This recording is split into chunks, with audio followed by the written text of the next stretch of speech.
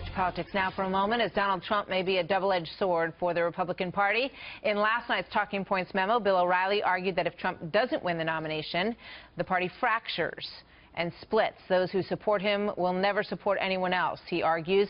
And then he says Hillary Clinton would become the president. But O'Reilly argues that there's an equal danger if he does win the nomination, in a sense. Here's that. Opponents of Donald Trump believe that even though he is the vote leader right now, his support is thin nationwide. Most polling backs that up. So if he does get the nomination, the Republican Party could very well be slaughtered next November, not only on the presidential ticket, but also in the House and the Senate.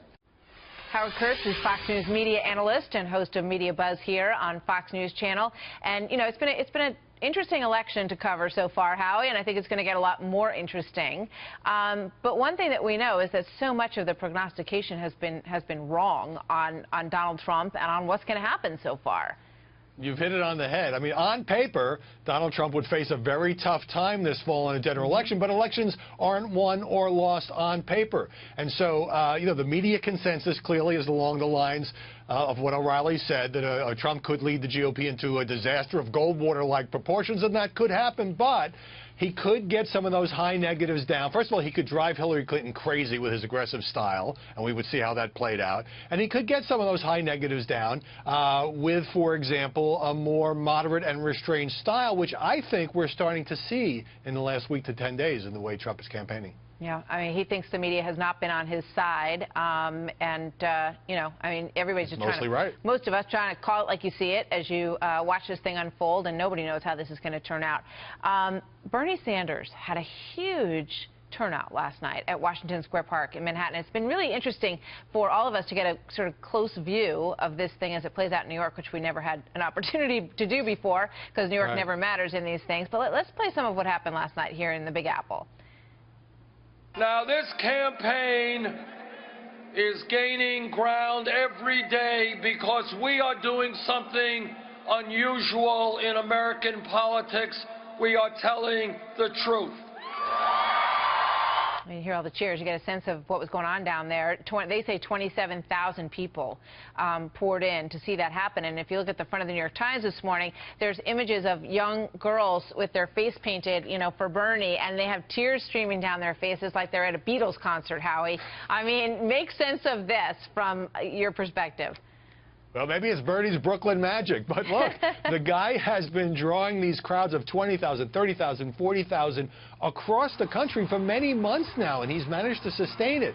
And yes, the standard media answer is, of course, he's still way behind Hillary Clinton in delegates, and especially superdelegates, and it would be hard to see how he has a mathematical shot. But the kind of grassroots excitement that you see there on the screen that he has generated, as well as raising truckloads of money, despite being a long-shot 74-year-old self-described socialist, really points to not only to Sanders' credit, but points to fundamental weaknesses in Hillary Clinton's candidacy. And so just as Trump faces questions about how he could put together a fractured Republican Party, the question is, if Hillary is most likely the nominee, how does she win over it? Any excitement from these millions of Sanders supporters? Yeah, I mean, you know, the delegates are kind of watching stuff probably at home from TV. They're not standing out there in these passionate crowds, and it does speak to the disconnect that people see when they look at the numbers and they look at the passion and they look at the turnout. It's pretty striking. Ted Cruz also campaigning here in New York City, and I think ever since the New York Values comment, at least in this part of New York, it's been a bit of an uphill battle for him. Here's a radio ad that he put out and the response. Here's Mayor de Blasio attacking Ted Cruz. I think Ted Cruz is out of touch with New York State and New York City. He's got a lot of nerve. De Blasio's socialist policies are tearing the city apart. Murders up nearly 10%. He treats cops like criminals and criminals like freedom fighters. And you get Bill Bratton, the police commissioner, weighing in as well. He's not too crazy about Senator Cruz. He says it's shocking that Ted Cruz is wrong again. In a radio ad, murders are down 20% in New York City. He posted that on his Twitter account. What about that back and forth, Howie? Well, I certainly understand why a conservative Republican like Ted Cruz would rather run against the liberal mayor of New York City rather than trying to defend his New York values comment. I mean, he's very much trying to make de Blasio and his police commissioner, Bill Bratton, a target. He may be off on some of the details. For example, the stop and frisk police program in New York City wasn't banned under de Blasio. It certainly has been greatly curtailed. But, you know, Ted Cruz, I think, understands his team is lowering expectations that he might even finish third in New York State. So he's trying to pick off delegates. And one way to do that is to appeal to Republicans, not just in New York City, but the rest of the state, for whom de Blasio and company are a symbol of liberal democratic governance run amok. And so it's a smart strategy, even though he probably has a losing hand in New York. Yeah, well, they're out there, and he's working on nailing them down, and he will appeal to them, no doubt, with that sentiment. Howie, thanks. Always good to talk to you. See you next time.